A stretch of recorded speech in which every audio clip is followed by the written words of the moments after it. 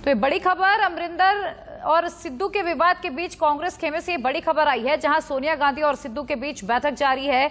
हरीश रावत भी इस बैठक में मौजूद है। सिद्धू के बाद अकेले भी मुलाकात करेंगे हरीश रावत, और माना यह जा रहा है कि आज सिद्धू को पंजाब कांग्रेस के अध्यक्ष बनाने को लेकर घोषणा भी आज शाम तक हो सकती है। लेकिन उधर अलग सियासी जो खिचड़ी है चंडीगढ़ में भी पकती हुई नजर आ रही है। कैप्टन खेमे के तमाम जो समर्थक मंत्री हैं वो अलग से मीटिंग कर रहे हैं, और हो सकता है कि सामूहिक इस्तीफे का भी ऐलान कर दिया जाए, क्योंकि कहा यह जा रहा है कि कैप्टन अमरिंदर ने सोनिया गांधी को कॉल करके इस्तीफा देने की धमकी दी है। साथ ही जो उनके समर्थक है वो भी नाराज होकर इस्तीफा दे सकते हैं कैप्टन अमरिंदर के साथ। इसी बीच ये बड़ी खबर, सिद्धू दिल्ली पहुंच चुके हैं, सोनिया गांधी से उनकी मुलाकात जारी है, और इस दौरान हरीश रावत भी मौजूद हैं। माना यह जा रहा है कि अब सियासी हलचल और ज्यादा बढ़ने वाली है। आज शाम तक सिद्धू को पंजाब कांग्रेस का अध्यक्ष बनाने को लेकर सोनिया गांधी की ओर से घोषणा हो सकती है। इसका एक लेटर बाकायदा जारी किया जा सकता है। पंजाब में पार्टी यूनिट के दो फाड़ होने के आसार अब लगातार बढ़ने लगे हैं। पहले कैप्टन अमरिंदर सिंह ने अपने समर्थकों के साथ मीटिंग बुलाई, जिसमें उन्होंने ताजा डेवलपमेंट को देखते हुए मंथन किया, और वहीं पंजाब कांग्रेस का अध्यक्ष बनने की आस लगाए बैठे नवजोत सिंह सिद्धू अपने साथियों के साथ मीटिंग करने के बाद दिल्ली पहुंचे हैं, जहां सोनिया गांधी से मुलाकात कर रहे हैं। उन्हें उम्मीदें बहुत ज्यादा हैं, और ऐसे में माना यह जा रहा है कि जैसे कल हरीश रावत ने संकेत दिए थे, आज शाम तक सिद्धू को प्रदेश कांग्रेस अध्यक्ष बनाने का ऐलान हो सकता है। लेकिन इससे कैप्टन अमरिंदर में नाराजगी और ज्यादा बढ़ सकती है। अब कांग्रेस हाईकमान के सामने मसला ये है कि वो दोनों में से किसी भी नेता को नाराज करना नहीं चाहती है। 50-50 फॉर्मूले पर कोई बात बन नहीं पा रही। विपिन परमार चंडीगढ़ से हमारे साथ जुड़े हुए हैं। विपिन, आखिर सियासी खिचड़ी पक क्या रही है, क्योंकि पंजाब से लेकर दिल्ली तक हलचल जारी है। उधर पहले सिद्धू मीटिंग करते हैं अपने समर्थकों के साथ, फिर अमरिंदर सिंह के जो समर्थक है वो मीटिंग कर रहे हैं। खबर यह भी कहीं से निकलकर सामने आ रही है कि हो सकता है कि कैप्टन अमरिंदर के समर्थक उनके साथ सामूहिक इस्तीफे का ऐलान कर दें। देखिए, कई चर्चाएं इस समय पंजाब की सियासत में चल रही हैं। तमाम चीजों की शुरुआत तब हुई जब दिल्ली में 3 सदस्यीय कमेटी के पैनल का गठन किया गया। तमाम विधायक, तमाम मंत्री, तमाम एमपीज जो हैं उनके सामने जाकर अपना फीडबैक देकर आए। कैप्टन अमरिंदर सिंह 3 बार दिल्ली पहुंचे, तीनों बार अपनी बात उनकी ओर से कही गई। नवजोत सिंह सिद्धू की मुलाकात होती है, नवजोत सिंह सिद्धू राहुल गांधी और प्रियंका गांधी से मिलते हैं, और ऐसी परिस्थितियों में कैप्टन कैंप जो है वो एक बार फिर से एक्टिव होकर कैप्टन की ओर से अर्बन एरिया के तमाम विधायकों को, हिंदू नेताओं को बुलाकर जो है वो लंच डिप्लोमेसी की जाती है। और उस लंच डिप्लोमेसी का सबसे बड़ा मुद्दा यही रहता है कि प्रदेश अध्यक्ष की कमान जो है वो किसी हिंदू नेता के हाथ में होनी चाहिए। ऐसे में हरीश रावत का जिस तरह से बयान आया और उसके बाद से जिस तरह से कयास लगे, कल देर रात नवजोत सिंह सिद्धू तकरीबन 6:30 बजे चंडीगढ़ पहुंचते हैं। अपनी गाड़ियां जो है वो सेक्टर 31 में पार्क कर अपना कारकेड वहां पर पार्क कर एक सादी गाड़ी में बैठकर अलग अलग जगहों पर जाते हैं, और शाम को तकरीबन 5:30 बजे सुखजिंदर रंधावा जो कि कैबिनेट मंत्री हैं उनके घर पहुंचते हैं। और उसके बाद बादस्तूर पहुंचना उन नेताओं का शुरू हो जाता है जो कि एंटी कैप्टन ग्रुप के जाने जाते हैं, यानी कि चरणजीत सिंह चन्नी की बात करें, सुख सरकारिया की बात करें, और उन तमाम विधायकों की बात करें। तकरीबन 1 दर्जन लोग जो है उस घर पर मौजूद थे। बधाइयां दी जाती हैं नवजोत सिंह सिद्धू को, और उसके बाद ये रणनीति तैयार की जाती है कि 2022 से पहले किस तरह से संगठन को मजबूत करना है। यानी कि नवजोत सिंह सिद्धू कैंप की ओर से तैयारी कर ली गई थी कि अगर घोषणा होती है क्योंकि पूरी संभावना उनकी ओर से लगाई गई थी, तो किस तरह से आगे बढ़ना है। वहीं इन्हीं तमाम चीजों के बीच में एकाएक ये खबर अफवाह उड़ती है कि कैप्टन की ओर से इस्तीफा देने की पेशकश की गई है, जिसका खंडन सिरे से जो है कैप्टन गुट की ओर से किया गया, कैप्टन के मीडिया एडवाइजर की ओर से किया गया। लेकिन कल देर रात एक बार फिर से कैप्टन कैंप जो है वो एक्टिव होता है। तकरीबन 25 एमपीज, एमएलएज और मंत्रियों के साथ कैप्टन जो है वो अपने फार्म हाउस सिसवा स्थित पर जो है वो लगातार मंत्रणा करते हैं, और एक स्ट्रैटेजी बनाई जाती है जो सूत्र बता रहे हैं कि किसी भी सूरत हालात में प्रदेश अध्यक्ष की कुर्सी को लेके जो है नवजोत सिंह सिद्धू को स्वीकार जो है वो नहीं किया जाएगा। अब परिस्थिति आर पार की है, ताकत की सियासत की शुरुआत जो है वो पंजाब में हो चुकी है। परिस्थिति आर पार की है, और दोनों में से किसी को भी नाराज करना विपिन आला कमान नहीं चाहेगा।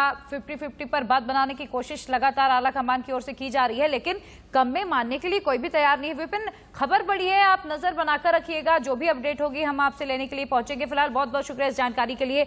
इधर एक और बड़ी खबर, इंडिया न्यूज की खबर का बहुत बड़ा असर हुआ है। कबड्डी खिलाड़ी हरमनजीत की मदद करेंगे गौतम अडानी। मैनेजिंग एडिटर राणा यशवंत के ट्वीट पर उन्होंने ये जवाब दिया है। इंडिया न्यूज ने आपको बता दें खबर दिखाई थी कि हरमनजीत को जरूरत है, वो कुछ करना चाहते हैं, हरमनजीत की मदद करना हमारा सौभाग्य, अडानी की ओर से ये ट्वीट किया गया है। खबर का असर हुआ है। आपको बता दें इंडिया न्यूज ने हरमनजीत की खबर दिखाई थी और कहा था कि उन्हें जरूरत है, वो अपने देश के लिए कुछ करना चाहते हैं, कबड्डी के बेहतरीन प्लेयर हैं, लेकिन इन दिनों वो 2 वक्त की रोटी के लिए मोहताज है।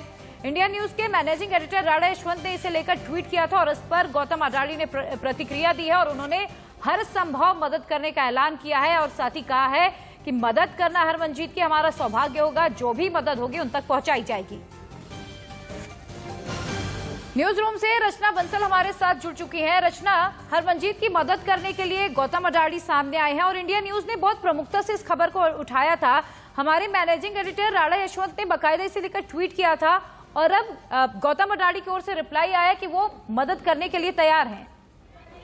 प्रिया, जब जब इस तरह की खबरें आती हैं तो दिल बड़ा दुखता है। ये वही प्लेयर्स होते हैं जो लाइमलाइट में रहते हैं तो बड़ी वाहवाही बटोरते हैं, फिर पैसे की भी कमी नहीं रहती, लेकिन जैसे जैसे वक्त बीतता है चमक भी धूमिल पड़ जाती है और फिर नौबत ऐसी कि 2 वक्त की रोटी के लिए मोहताज। इसीलिए इंडिया न्यूज ने खबर प्रमुखता से दिखाई, इसीलिए इंडिया न्यूज के मैनेजिंग एडिटर राणा यशवंत ने इसे ट्वीट करते हुए गौतम अडानी को टैग किया था। इसे हम सभी ने रीट्वीट भी किया और अब खबर का असर ये हुआ है कि गौतम अडानी ने खुद इस पर संज्ञान न सिर्फ लिया बल्कि ये भी कहा कि कबड्डी जो भारतीय मिट्टी की खुशबू है, और उन्होंने अपनी आखिरी लाइन में यह भी कहा कि कबड्डी कबड्डी, मैं चाहता हूं ये नारा अमर रहे और हिंदुस्तानी मिट्टी में कबड्डी की खुशबू आती रहे और हरमनजीत की हम जो भी संभव मदद होगी वो कर पाएंगे। और सिर्फ इतना नहीं, उन्होंने ये भी कहा कि हरमनजीत और ऐसे जितने भी प्रतिभाशाली युवा हैं उनकी मदद करना हमारे लिए सौभाग्य की बात है।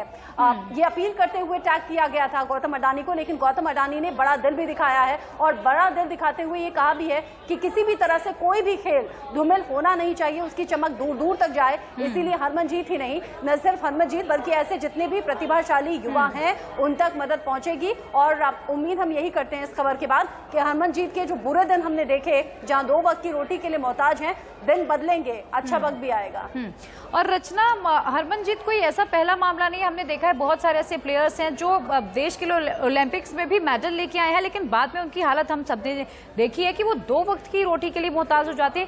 ऐसे में गौतम अडानी का ये कदम वाकई सराहनीय है। इस पहल की ओर ITV नेटवर्क हमेशा से इन तमाम मुद्दों को उठाता रहा है और अब ये गौतम अडानी का आगे आना कितनी ज्यादा प्रेरणा हमें देता है, साथ ही उन तमाम लोगों को भी कितना ज्यादा प्रेरणा देने वाला है जो लोग दूसरों की मदद करने के लिए आना चाहते हैं आगे। सिर्फ गौतम अडानी नहीं प्रिया, मुझे ऐसा लगता है कि सभी राज्य सरकारों को इस तरफ सोचना चाहिए, केंद्र सरकार भी इस तरफ अपना थोड़ा सा ध्यान केंद्रित करे कि जब कोई खिलाड़ी ऊंचाई को छूता है तब तक तो वो लाइमलाइट भी बटोरता है, पैसे, नाम, शोहरत, इन सब चीजों की कोई कमी नहीं रहती, लेकिन जैसे जैसे वक्त ढलता है वैसे वैसे उनके दिन खराब होते हैं और खराब इतने कि जहां पर 2 वक्त की रोटी जुटाना मुश्किल हो जाए। ऐसे में न सिर्फ केंद्र सरकार, राज्य सरकारें और जितने भी ये बड़े बिजनेसमैन हैं जैसे गौतम अडानी ने ही, अगर हमने अटैक करते हुए ट्वीट किया तो उन्होंने इस मामले का संज्ञान भी लिया, मदद के लिए हाथ आगे भी बढ़ाए हैं। ऐसे जितने भी बड़े इंडस्ट्रियलिस्ट हैं इन्हें आगे आना चाहिए और ऐसे युवाओं की न सिर्फ हौसला अफजाई करनी चाहिए, उन्हें प्रोत्साहित करना चाहिए, लेकिन मदद के लिए नाम आगे भी आना चाहिए। और मदद के लिए नाम आएगा तो चर्चाएं ऐसे ही होंगी प्रिया, जैसे आप और हम अभी कर रहे हैं। गौतम अडानी का नाम हो रहा है, ऐसे तमाम व्यापारियों को भी आगे आना चाहिए, सरकार भी अपनी अपनी तरीके से इनिशिएटिव ले तो ये नौबत ही ना आए। बिल्कुल रचना, बहुत बहुत शुक्रिया इस तमाम जानकारी के लिए। तो देखिए, इंडिया न्यूज ने प्रमुखता से इस खबर को उठाया था और इस पर गौतम अडानी अब मदद के लिए आगे आए हैं, उन्होंने मदद का हाथ आगे बढ़ाया है। इसी बीच एक और बड़ी खबर, जापान की राजधानी टोक्यो में 23 जुलाई से ओलंपिक खेलों का आगाज होने जा रहा है। भारत को ओलंपिक खेलों में विनेश फोगाट, बजरंग पूनिया, दीपिका कुमार, PV सिंधु जैसे खिलाड़ियों से गोल्ड मेडल की उम्मीद है। भारत की ओर से इस बार ओलंपिक खेलों में 100 एथलीट्स हिस्सा लेने जा रहे हैं, जिनमें हॉकी की 2 टीमें शामिल हैं। टोक्यो ओलंपिक को लेकर पूर्व खिलाड़ी अशोक ध्यानचंद का क्या कुछ कहना है, सुनिए। भारतीय हॉकी टीम ने हाल में नीदरलैंड को हराया, बेल्जियम को हराया, ऑस्ट्रेलिया को बराबरी पर रोका और उससे काफी उम्मीदें जगी क्योंकि FIH प्रो हॉकी लीग में भारतीय टीम को 4था स्थान हासिल हुआ। और ओलंपिक जैसा आयोजन जो भारत के नाम 8 स्वर्ण पदक भारत के नाम है दर्ज, इन सब तमाम मुद्दों पर और भारत की संभावनाओं पर आज बातचीत के लिए हमारे साथ मौजूद हैं लिविंग लेजेंड अशोक ध्यानचंद जी। अशोक जी, स्वागत है आपका बहुत बहुत। मनोज जी, बहुत बहुत शुक्रिया, धन्यवाद। सारे श्रोताओं को और देखने वालों को, व्यूअर्स को मेरा बहुत बहुत नमस्कार। अशोक जी, इस वक्त भारतीय हॉकी टीम जो है एक नए मिशन के साथ जो है टोक्यो की तैयारी में जुटी हुई है। और इस वक्त भारतीय हॉकी टीम को सच कहा जाए तो गद्दा ध्यानचंद जी का आशीर्वाद चाहिए और आपकी शुभकामनाएं चाहिए। हमारे प्रेरणा स्रोत और इस भारतीय हॉकी को एक मुकाम देने वाले एक ऐसी हस्ती जिनको हम मेजर ध्यानचंद हॉकी जादूगर के नाम से जानते हैं, उनके पारिवारिक सदस्य होने का मुझे गौरव प्राप्त हुआ है। और जो कुछ थोड़ा बहुत मैंने किया अपने जीवन में, उन्हीं प्रेरणाओं से, उन्हीं बड़े खिलाड़ियों को देख कर, सुन के, और वो अपेक्षाएं देश को भी हमारे इन खिलाड़ियों से रहती है। और कई वर्षों से, कई सालों से ऐसी उम्मीदें रही हैं जो कि हमारा 40 साल का जो ओलंपिक पोडियम पर खड़े होने का एक सपना अभी तक पूरा नहीं हो पाया, उसको करने के लिए पुरजोर कोशिश की जा रही थी। और जैसा आपने कहा कि जो प्रो लीग के अंदर हमारी टीम ने एक बेहतर प्रदर्शन किया, चाहे वो बेल्जियम हो, चाहे अर्जेंटीना हो, चाहे ऑस्ट्रेलिया हो, हॉलैंड हो, कोई टीम हो, हमारी टीम का प्रदर्शन बहुत ही बेहतर रहा है। तो ये जो आंकलन हम करेंगे और इस बात को लेकर चर्चा होगी और अभी बातें होंगी कि आने वाले इस ओलंपिक खेलों में हमारी टीम कहां तक और किस असरदार अपनी कोशिशों से हमारे वो सपने जो 40 साल से हम देखते चले आ रहे हैं कि हमारी टीम, भारत की टीम पोडियम पर खड़ी हो, उसको पूरा करे। तो उसके लिए मैं भी उनमें से एक हूँ, एक खिलाड़ी हूँ।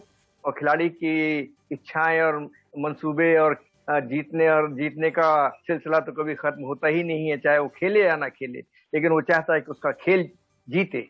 और हॉकी हमारा एक राष्ट्रीय खेल नहीं बल्कि ऐसा खेल है जिसने हमको, हमारे देश को एक ऐसा गौरव किया कि 8 गोल्ड मेडल उस पुरानी हॉकी ने हासिल किए हैं।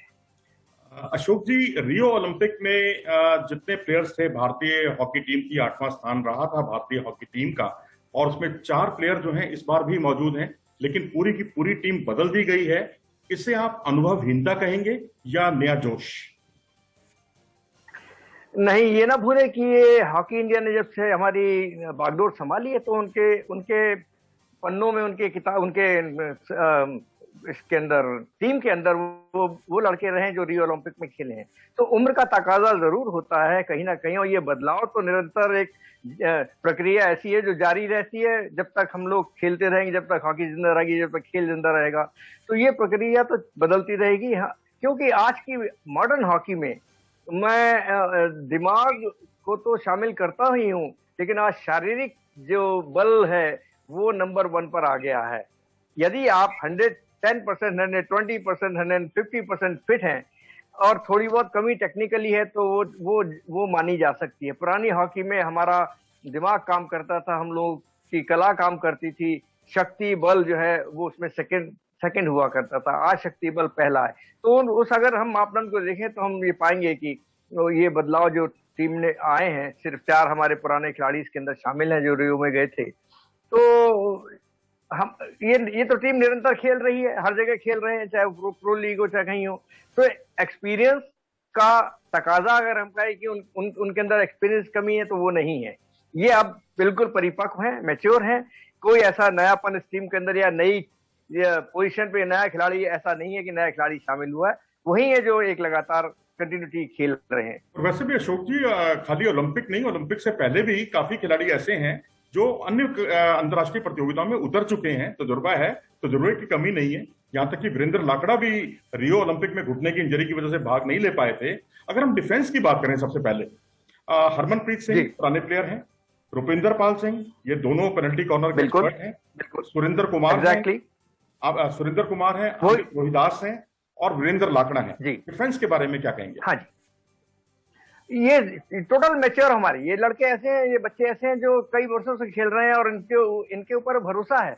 और खासतौर से पेनल्टी कॉर्नर जो आज का एक अहम हथियार टीमों का बन चुका है। अगर आप कहें, हम लोग वही कहीं ना कहीं बात दिमाग में आ ही जाती कि हम लोग के जमाने में अगर फुल बैक के द्वारा गोल होते थे तो फॉरवर्ड लाइन को गालियां पड़ती थी कि अरे तुम लोग इसलिए यहाँ पर खड़े हो।